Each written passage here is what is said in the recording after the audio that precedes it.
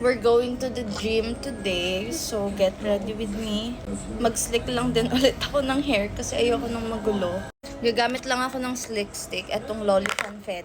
Late na nga rin ako nagising, so ngayon kakatapos ko lang din kumain mga 2 hours ago.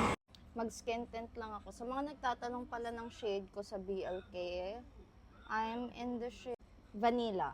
Ang galing ni ate doon, yung sales lady, kasi talagang match na match sa skin tone ko. And i-blend ko lang siya with Beauty Sponge. From Lovely Cosmetics pala to. And blush, konting blush lang. Laura Mercier yung blush ko in the shade Provence. Next is bronzer. And konting kilay lang.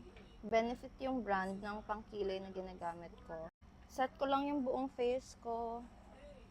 Magpa-powder blush lang ako. Nagmamadali na ako ate, anong oras na?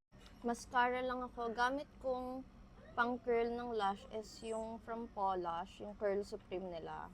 And kita nyo, tayong-tayo na talaga yung lashes ko. Mag-lip tint lang ako last. Natataranta na ako, te. And last is setting spray.